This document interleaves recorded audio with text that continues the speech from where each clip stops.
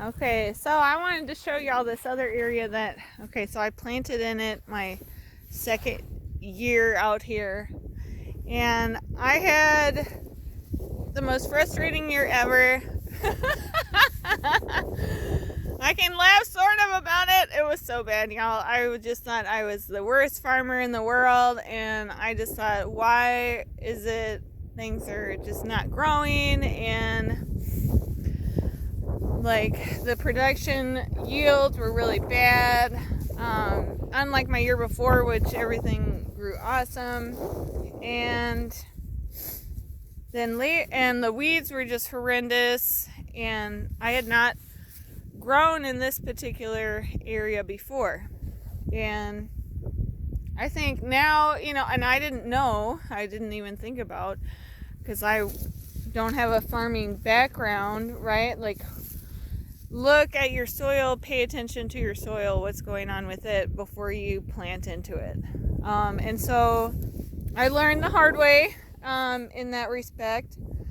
And I just wanted to share also with you some things, because I was new and I didn't pay attention to the soil that second year, what was going on with it, because my first year went so well, I didn't even think twice about that the second year would be a problem. But anyways, it was, and then now it was cover cropped my third year, and then I was to plant in it. This is my fourth year, so just rotating around cover crops and then production crops. But the winter rye was not coming up in this area, if you see. And I was like, nope, I'm not going through that again. It's just all grass coming up. The winter rye is not coming up. Like, this is just going to be horrendous trying to plant in all this grass. I'm just going to skip this area and cover crop it again. Well, as you see, the cover crops, the winter rye didn't really come up. And then the summer cover crops didn't really come up. So the grass is quack grass, and I don't know if y'all are familiar with it, but it has really long rhizomes, and what I've read about it is it takes up 70 to 80% of the nutrients in the soil, and you think you have part of it, gone, but then you just pull it up and you've taken a tiny piece of it in terms of how far it goes underneath the soil. And if there's just a tiny rhizome piece left, then it just can grow back. And so a lot of times what I've read people doing in organic farming, where you're not using any chemicals, like I don't use any chemicals, organic farmer. So it kind of worked and it kind of didn't, because as I said, the zucchini bed over there was horrendous. Here was another bed actually where it was pretty bad when I pulled up the black plastic mulch, and there was just a ton of quack grass in it. And this celery did not grow well, but I had another bed of celery over here, which did grow well.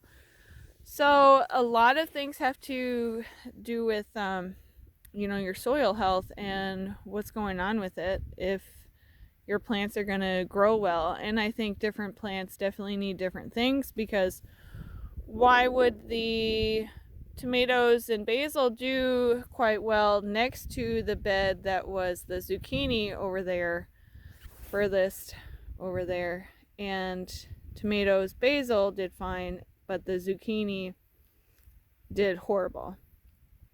And then we skipped to peppers, hot peppers, bell peppers, and then another bed of tomato and basil, and then okra and celery, and then another bed of summer squash, zucchini. This was patty pan and zucchini. And neither of those did well at all. And so it's a learning process. There's a lot to factor in when trying to grow something. And as I said, it was my second year growing in this area. My fourth year growing total, but I skipped years doing cover crop and then production crops. And I skipped a lot of the area in here that looked bad from the quack grass, that the grass was just coming up in the spring horrendously.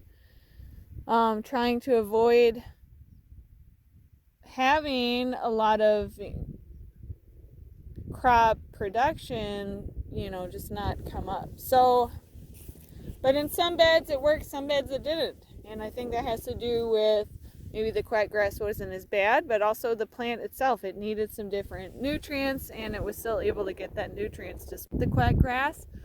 Whereas some crops need specific nutrients that the quack grass was taking up all of that nutrients. So there are just different things that I'm going to have to look up over the winter and investigate to see how that all played a factor in the crop production. But I just wanted to share mainly because, as I said, my second year farming, I did not understand how important it was to inspect the area that you were going to grow in before you win it. And I just went for it that second year, and it was a horrible year. And I don't want someone else to go through that. So just always inspect the soil. Don't think that it's going to be high yield productions for you just because it's been farmed on for a while, and the previous farmer didn't tell you that they didn't get good yields or something, right? Like, just don't bet on anything. Do the inspections yourself. Look at what kind of weed pressure you have. Do a soil test, which the soil test has been done out here, but the soil test also does not provide, how much weed pressure can take the nutrients out of the soil. And so you still want to definitely do both of those things for yourself. So that is it for now, because that's all I wanted this video to be about. Okay, bye. Hope it helps someone. If you have any questions, please let me know.